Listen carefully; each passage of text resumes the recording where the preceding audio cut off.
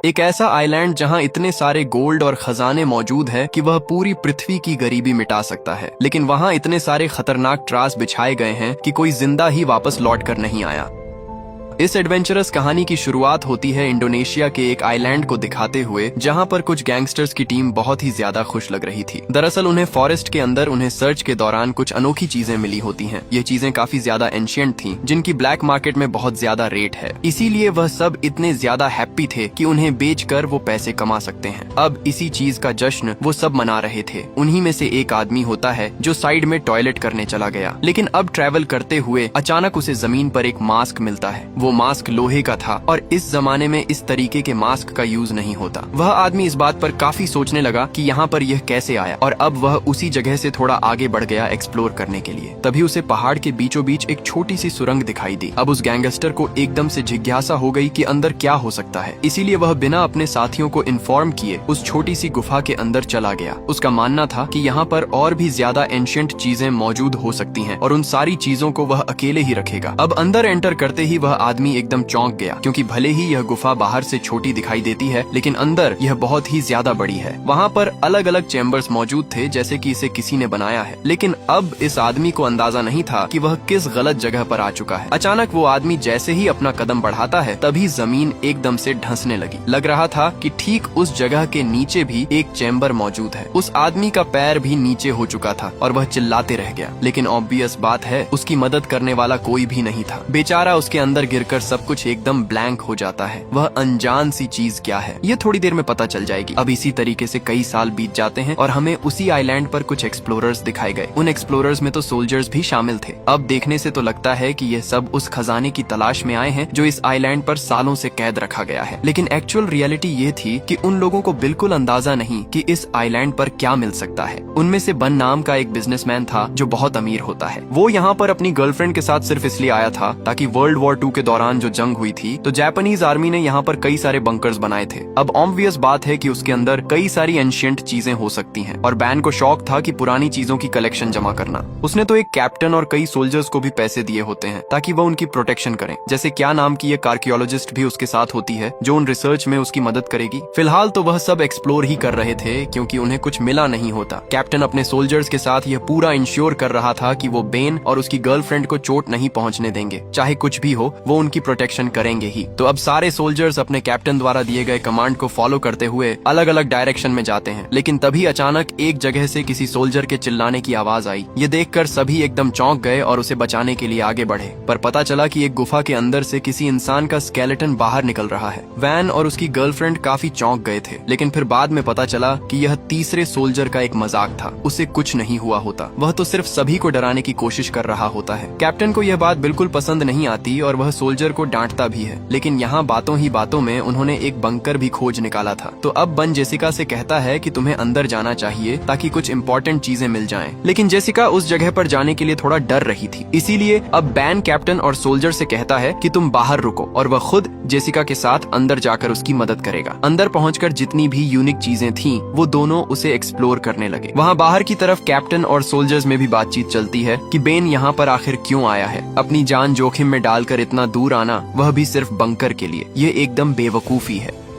अब यहाँ बंकर के अंदर बेन और जेसिका को खोज करते दौरान 2 सोल्जर्स की डेड बॉडी मिली थी। वो पूरा स्केलेटन बन गए थे और बैजेस से देखकर साफ पता चल रहा था कि यह दोनों जापानीज सोल्जर्स थे। जेसिका सारी चीजें एक्सप्लोर करने के बाद इतना ही कहती है कि वह क्लोज पहुंच गए, लेकिन वह बेन को कुछ और बातें डिटेल में नहीं बताती और बाहर लेकर चली जाती है। उन्हें और थोड़ा आगे एक्सप्लोर करना होगा ताकि एक परफेक्ट स्पॉट मिले जहाँ पर वो अनजान चीज है जिसके लिए जेसिका यहाँ पर आई है। अब ट्रैवल करते हुए हमें वो आइलैंड का दृश्य दिखाया गया जो बहुत ही सुनसान था। वहाँ पर इतने सारे पेड़ पौधे थे जो किसी सोल्जर्स के छुपने के लिए बेस्ट होते हैं, और इसी वजह से वर्ल्ड वॉर 2 के टाइम पर जापानीज ने यह आइलैंड चुना। यहाँ से वह दुश्मनों के ऊपर नजर रखते और बड़ी आसानी से हमला कर देते। अब उनमें से सभी लोग ट्रैवल करते हुए एक बहुत ही पुरानी माइनिंग एरिया के पास पहुँचते हैं। वो माइनिंग एरिया कई साल पुरानी थी, जो पूरी तरीके से तहस नहस हो चुकी होती है। लेकिन अचानक उन्हें उसी माइनिंग एरिया के ठीक नीचे एक दरवाजा दिखाई दिया। ये दरवाजा कितना अंदर जाता है और अंदर क्या मौजूद है। ये सब एकदम से रहस्य था और कैप्टन तो सजेस्ट करते हैं कि शायद हमें अंदर नहीं जाना चाहिए, लेकिन बैन एकदम जिज्ञासु हो चुका था। उसे किसी भी हालत में अंदर जाकर देखना है कि वहाँ क्या चीज मौजूद है। अगर कोई एंशिएंट चीजें हैं तो वह उसे अपने पास रख लेगा। कैप्टन एकदम से बेबस था। बन जैसा कहेगा उसे वैसा करना पड़ेगा। अब सभी लोग उस माइनिंग एरिया से होते हुए आखिरकार उस दरवाजे के पास पहुंचते हैं। कैप्टन का सोल्जर्स कैसे भी करके उस दरवाजे को ओपन कर देता है, यानी अब उनमें से सब रेडी थे अंदर जाकर एक्सप्लोर करने के लिए। लेकिन तभी अचानक कई सारे गैंगस्टर्स ऊपर की तरफ से फायरिंग करने लगे। वहाँ पर इतना ज्यादा कायोटिक माहौल हो गया था कि सभी माइनिंग एरिया के अंदर भागते हैं। कैप्टन के सोल्जर्स भी पलटवार तो कर रहे थे, लेकिन बन, जैसी और उसकी गर्लफ्रेंड की जान बचाना उनकी पहली प्रायोरिटी थी। अब ऑलमोस्ट जब सभी लोग माइनिंग एरिया के अंदर थे तभी गैंगस्टर्स ने वहाँ पर एक ग्रेनेड फेंक दिया। ग्रेनेड इतना तेजी से फटा कि वहाँ का एंट्रेंस ही उड़ गया था। कैप्टन का एक सोल्जर तो उन्हें बचाने के चक्कर में वहीं पर दब गया था। उस धमाके में तो वो माइनिंग एरिया आधे से ज्यादा ढह चुका, यानी अब ऑब्वियस बात है कि वह सब इस एरिया के अंदर फंस चुके हैं। लेकिन यह नहीं समझ में आ रहा कि गैंगस्टर्स को उनकी लोकेशन के बारे में कैसे पता चला, उन्होंने आखिरकार हम पर हमला क्यों किया, ये एकदम रहस्य रहता है।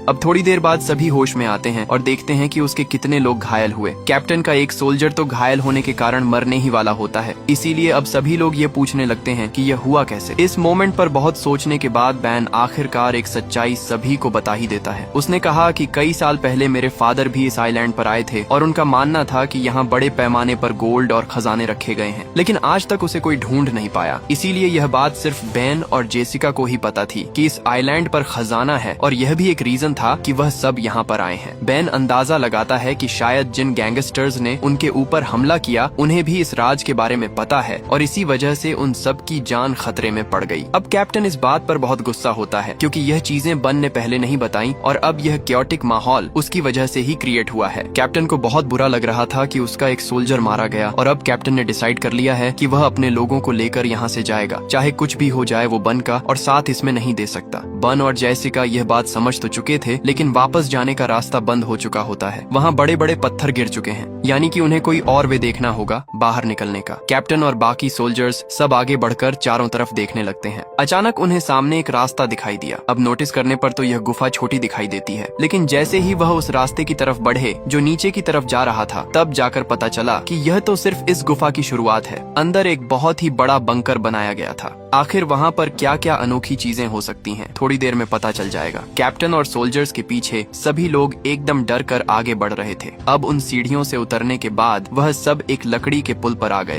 पहले लगा कि यह पुल टूट जाएगा, लेकिन अभी भी एकदम वह स्ट्रांग था। उनके ऊपर पैर रखते ही अचानक वहाँ की लाइट्स ऑन हो गई। कैप्टन सभी को रुकने के लिए कहता है क्योंकि यहाँ पर दुश्मन हो सकते हैं। बड़े बड़े फ्लैग्स भी लगाए गए थे जापानीज गवर्नमेंट के, जो कई साल पहले के होते हैं। लेकिन कैप्टन यह बात नहीं समझ पाता कि अगर यह चीजें कई साल पुरानी है तो फिर ये लाइट्स अपने आप ऑन कैसे हुई। इतने टाइम तक कोई भी जनरेटर सही नहीं हो सकता, यानी जरूर कोई ना कोई उनके ऊपर नजर रख रहा है और इसकी सावधानी उन्हें बरतनी होगी। कैप्टन धीरे धीरे करते हुए आगे बढ़ जाते हैं और उस लकड़ी के पुल को क्रॉस कर देते हैं। अब अचानक उनकी टीम एक ऐसी चैम्बर में पहुंच गई जो किसी स्टोर रूम जैसा था। वहाँ पर कई सारी दवाइयाँ रखी गई थी और मास्क भी होते हैं जो कि नॉर्मल वर्कर्स नहीं पहन सकते। वो किसी वैज्ञानिक या फिर एक्सपेरिमेंट का हिस्सा लग रहा होता है। थोड़ी जांच और करने पर उन्हें फोटोग्राफ्स के साथ साथ डॉक्यूमेंट्स भी मिले उन एक्सपेरिमेंट के, जो कि जापानीज गवर्नमेंट उन लोगों के साथ करती थी जो पकड़े जाते थे, यानी उनके ऊपर अलग टाइप के एक्सपेरिमेंट और टॉर्चर करना। एक तरीके से देखा जाए तो उन लोगों को वहाँ सारे डॉक्यूमेंट्स मिल गए थे जो कि जापानीज गवर्नमेंट वर्ल्ड वॉर 2 के दौरान करती थी। उनका पूरा प्लान, वो कैसे हमला करने वाले हैं और आगे क्या करेगी। यहाँ पर कैप्टन को इन चीजों के ऊपर बिल्कुल भरोसा नहीं होता। वो ये बिल्कुल बिलीव नहीं कर पा रहा था कि जापानी सोल्जर्स इस जगह का यूज करेंगे इतना बड़ा खजाना छुपाने के लिए। उसने तो यही कह दिया कि शायद ये पूरी इन्फॉर्मेशन गलत है और उसमें वो बैन और जेसिका का साथ बिल्कुल नहीं देगा।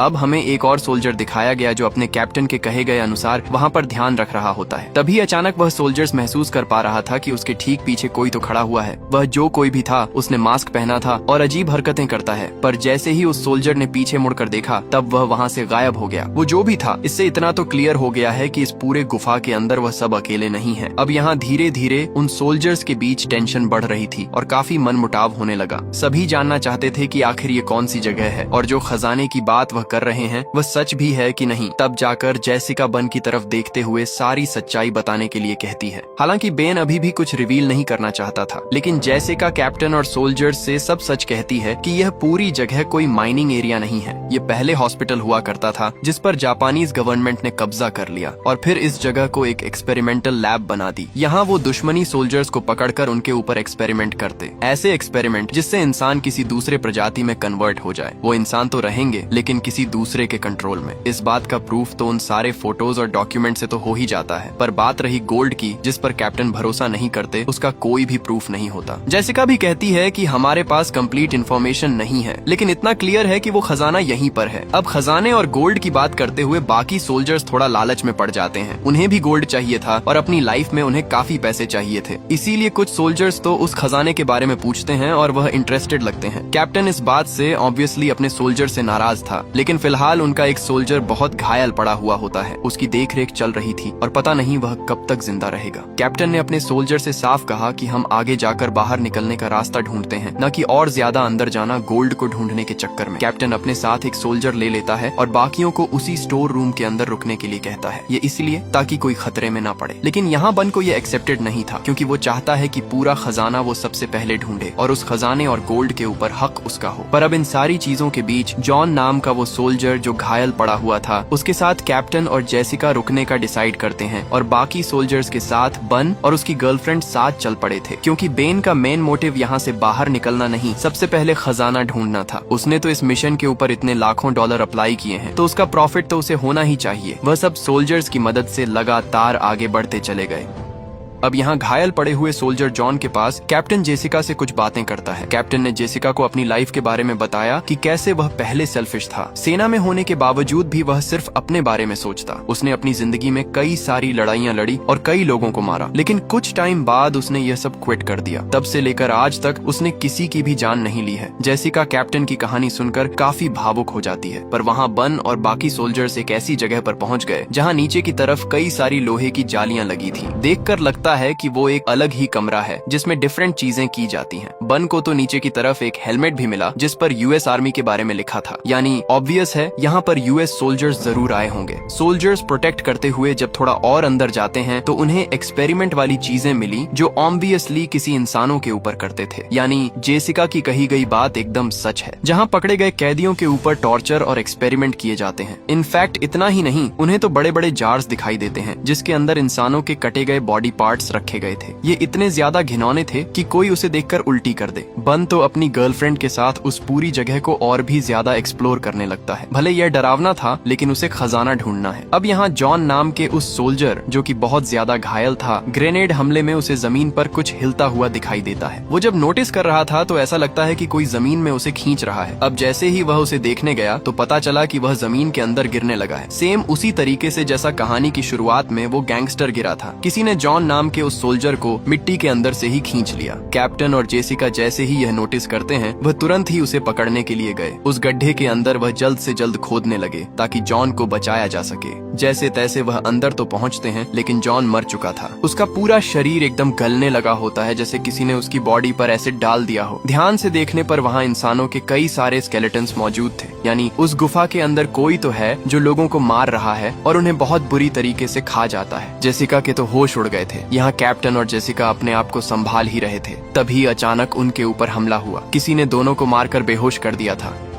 दूसरी तरफ हमें एक सोल्जर दिखाया गया जो गोल्ड ढूंढने के लिए अलग ही निकल पड़ा था, लेकिन उन सोल्जर्स के ऊपर किसी ने हमला कर दिया। ये ऐसे लोग थे जिनकी बॉडी एकदम से गल चुकी थी और चेहरे पर लोहे के मांस लगे हुए थे। देखने से पता ही नहीं चल रहा था कि वो इंसान है या फिर जानवर। वो इतने बुरी तरीके से सोल्जर के ऊपर झपटते हैं कि उसकी आंखों को ही फोड़ देते हैं। बेचारा सोल्जर्स कैसे भी करके अपने आप को बचा रहा था। और ध्यान से देखा जाए तो इन अजीब से क्रिएचर वाले लोगों ने जो मास्क पहना हुआ है, वैसा ही सेम मास्क कहानी की शुरुआत में उस गैंगस्टर को मिला था। यानी असली रहस्य तो अब रिवील हो रहा है। उन खतरनाक क्रिएचर वाले लोगों ने एक सोल्जर को मार दिया और अब बचा था दूसरा सोल्जर। वो अपने आप को बचाने की कोशिश तो कर रहा था, लेकिन क्रिएचर्स की संख्या बढ़ती जा रही थी। बहुत लड़ने के बाद एक मोमेंट ऐसा आता है जब वह हार मान चुका था और अब शायद वह सभी इंसानी क्रिएचर्स उसे खत्म कर देंगे। लेकिन इन चीजों का शायद उन सोल्जर को पता नहीं था और ह्यूमनॉइड करिए चेस ने उन्हें मार दिया। दूसरी तरफ दिखाया जाता है कैप्टन और जेसिका को, जिसके सामने मास्क पहना हुआ एक आदमी खड़ा था। था। उसके हाथ में वेपन होता है और वह अपने आप को वर्ल्ड वॉर 2 का जापानी सोल्जर बता रहा था। कैप्टन और जेसिका अपना सर झुकाकर उसे समझाने की कोशिश करते हैं। अब वो जो कोई भी जापानी सोल्जर था वह तो यह कहने लगा कि जापान वर्ल्ड वॉर 2 जीत चुकी है और चारों तरफ उनका ही राज हो चुका है, पर अभी भी जंग जारी है, इसीलिए वह वर्ल्ड वॉर 2 के बाद से यहीं पर रहे और कभी बाहर ही नहीं निकले। लेकिन जेसिका उस आदमी को साफ कहती है कि जापान हार चुका है, उन्होंने पहले ही सरेंडर कर दिया था और अब तो यह 20 सेंचुरी चल रही है। वो जापानीज सोल्जर एकदम चौंक गया हो और अपने वेपन नीचे करता है। तब जाकर जेसिका ने उसे टैब पर कुछ वीडियोस दिखाए। ये वीडियोस में साफ पता चल रहा था कि जापानीज गवर्नमेंट के प्रेसिडेंट सरेंडर कर रहे हैं, यानी वो सब हार चुके हैं और जंग सालों पहले खत्म हो चुकी है। उस जापानी सोल्जर ने अपना मास्क हटाया और पता चला कि उसका चेहरा एकदम से खराब हो चुका है। वो एकदम से शॉक में था कि उसे तो यह बात पता ही नहीं होती और तब से उसे यही लग रहा है कि बाहर अभी भी जंग जारी है। इसी वजह से वह सालों से यहीं पर कैद है। ये चीजें अगर उसे थोड़ी देर पहले भी पता होती तो वह अपने साथी को बचा लेता, क्योंकि वह तो स्ट्रेचर पर जो लेटा था वह मर चुका है। जब वह जापानी सोल्जर थोड़ा इमोशनल होकर नीचे गिर पड़ा था तो कैप्टन ने मौका देकर उसका ही वेपन सामने रख दिया। यह इसलिए क्योंकि उसके साथ डील करना खतरनाक हो सकता है। कैप्टन और जेसिका पूरी कोशिश कर रहे थे कि वो उस अनजान सोल्जर से सब कुछ उगलवा लें। उन्होंने पूछना स्टार्ट कर दिया कि तुम्हारी ऐसी हालत कैसे हुई और इतने सालों बाद भी तुम कैसे जिंदा हो यहाँ पर। तब जाकर सोल्जर बताता है कि जापानीज वैज्ञानिकों ने जो इंजेक्शन और जो एक्सपेरिमेंट उनके ऊपर किए थे ये उसका नतीजा है, यानी उन सोल्जर्स की टीम के ऊपर अलग अलग एक्सपेरिमेंट कराए गए और ये सारी चीजें ये बोलकर होती हैं कि तुम कभी बूढ़े नहीं होगी, तुम्हारी जवानी हमेशा बरकरार रहेगी। वैज्ञानिकों ने तो बाहर जाने का रास्ता भी बंद कर दिया था और जो बचे हुए एक आध रास्ते थे वह सिर्फ उन्हें ही पता था। यह बात सुनने पर जेसिका और कैप्टन काफी शॉक में हो गए, पर वह सोल्जर बताता है कि जापानीज वैज्ञानिक यहीं पर नहीं रुके, वह अपने एक्सपेरिमेंट को नेक्स्ट लेवल तक लेकर जाना चाहते थे, इसीलिए उन्होंने हम सभी को यहाँ पर कैद किया और अलग अलग इंजेक्शन देने लगे। इस इंजेक्शन से वह एक्चुअली यह चाहते थे कि सभी सोल्जर्स एक ऐसी आर्मी बना लें जो कभी भी नहीं मरती हो और उनके लिए काम करें, यानी जापान के लिए ऐसे सोल्जर्स जो डेड हैं लेकिन अपने दुश्मन को बहुत बुरी तरीके से चोट पहुंचा सकते हैं। ना ही इन्हें कोई मार सकता है बल्कि यह कुछ टाइम बाद वापस जिंदा हो जाएंगे। उस जापानी सोल्जर ने तो एक डार्क रियलिटी जापान के बारे में सब बता दी थी, यानी कि ऐसी सेना जो पूरे देशों पर अपने आप ही कब्जा कर ले। कैप्टन और जेसिका टेंशन में आकर उससे बाहर निकलने का रास्ता पूछते हैं। उस भयानक सोल्जर ने कहा कि पहला रास्ता ढक चुका है, एक और रास्ता है, लेकिन वहां पर जाना खतरे से खाली नहीं होगा।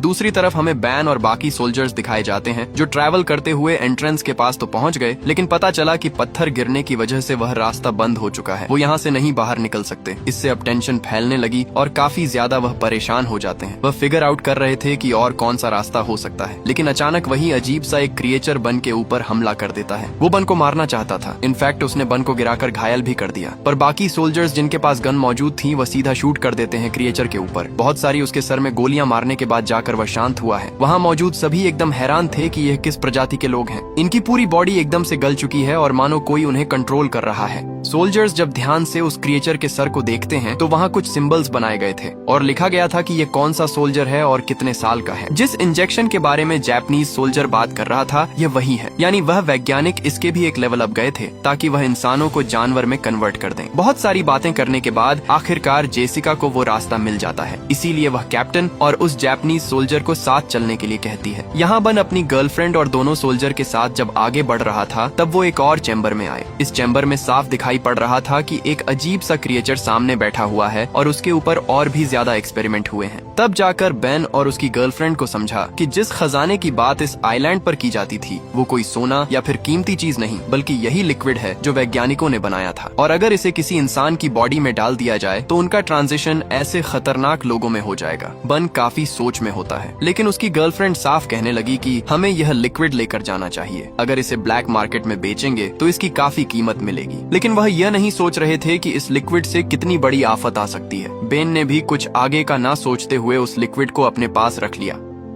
अब वो सोल्जर्स थोड़ा और आगे बढ़ते हैं जहाँ से उन्हें बाहर निकलने का रास्ता मिले। वो एक बड़ा सा डोर था जिसे ओपन करने के बाद एक गुफा आती है। अब जैसे ही वह गुफा में आगे बढ़ने के लिए कदम रखते हैं तब एक शॉकिंग चीज सामने आई। सीधे देखने पर वहाँ पर कई सारे क्रिएचर्स वाले इंसान मौजूद थे जो एक आर्मी की तरह खड़े होते हैं, यानी वैज्ञानिकों द्वारा बनाए गए वो फाइनल सोल्जर्स जो जापानीज गवर्नमेंट चाहती थी दुश्मनों से लड़ने के लिए। उस गुफा में इतनी बड़ी जापानीज आर्मी थी जो कि पूरी तरीके से इमॉर्टल है।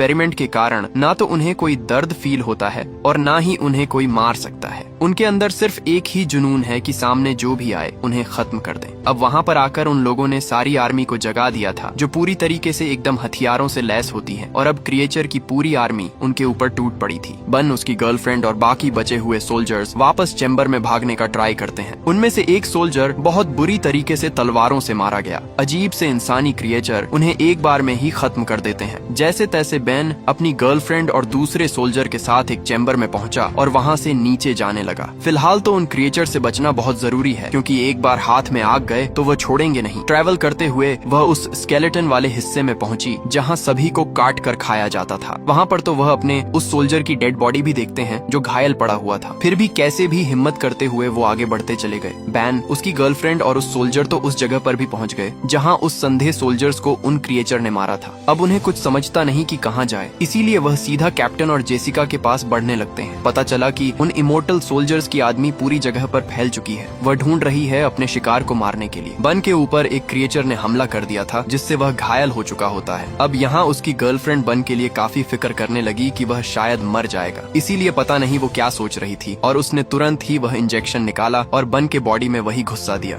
उसे लग रहा था कि इस इंजेक्शन की वजह से बन जिंदा रहेगा। अब वो सारे इमोर्टल सोल्जर्स उस जगह पर भी पहुंच जाते हैं जहां पर कैप्टन और जेसिका थे। कैप्टन जेसिका तो वहां से भाग जाते हैं अपनी जान बचाकर, लेकिन वो जापानीज सोल्जर जो ऑलरेडी इन्फेक्टेड था वो सरेंडर कर देता है। सारे इमोर्टल सोल्जर्स इतने ज्यादा बेरहम थे कि वो काफी बुरी तरीके से मौत देते। सभी आगे तो चल रहे थे, लेकिन बन की गर्लफ्रेंड उन्हें धोखा दे देती है। वो सिर्फ बन के बारे में सोच रही थी और उसे लेकर एक केव के अंदर जाकर छुप गई। पर यहाँ बन के अंदर जो लिक्विड गया था उससे वह कन्वर्ट होने लगा उन्हीं इमोर्टल लोगों में। उसकी हालत इतनी खराब हो जाती है कि कुछ ही देर में वो आउट ऑफ कंट्रोल हो गया और अपनी गर्लफ्रेंड को जान से मार दिया। यानी यह लिक्विड सच में काम करता है। कैप्टन और बचे हुए एक सोल्जर को भी वह पकड़ लेते हैं और एक एक करके मारने लग जाते हैं। कैप्टन मर चुका था और उसके साथ बचा हुआ एक सोल्जर भी लड़ने की कोशिश करता है, पर देखने से लग रहा था कि उन सोल्जर्स के पास भी हाई IQ वाला दिमाग है। वो अच्छी तरीके से न ही उसे रोक रहे थे, बल्कि उसे एक साथ खत्म भी कर देते हैं। यानी अब ऑलमोस्ट सभी मर चुके हैं सिवाय जेसिका के। जेसिका वहाँ से बाहर निकलने का रास्ता ढूंढ लेती है और पानी के रास्ते ऊपर आ जाती है, पर उसके साथ पानी के अंदर से कोई और भी आया था। बाहर वही इमोर्टल सोल्जर निकलता है जिसने की जेसिका को पकड़ा और जान से मार दिया। धीरे धीरे करके उन पूरी इमोर्टल सोल्जर की आर्मी बाहर आ जाती है और अब वो बढ़ चले थे आगे की तरफ जहां वो सभी को मारेंगे। यानी इससे ये बात तो कंफर्म है कि अब शायद एक नई जंग शुरू होने वाली है। ऐसी जंग जहां पर इमोर्टल सोल्जर्स जिन पर एक्सपेरिमेंट करके बनाया गया है वो लोगों को चुंच कर मारेंगे। हमारी भी कहानी इसी खतरनाक एंडिंग के साथ यहीं खत्म हो जाती है।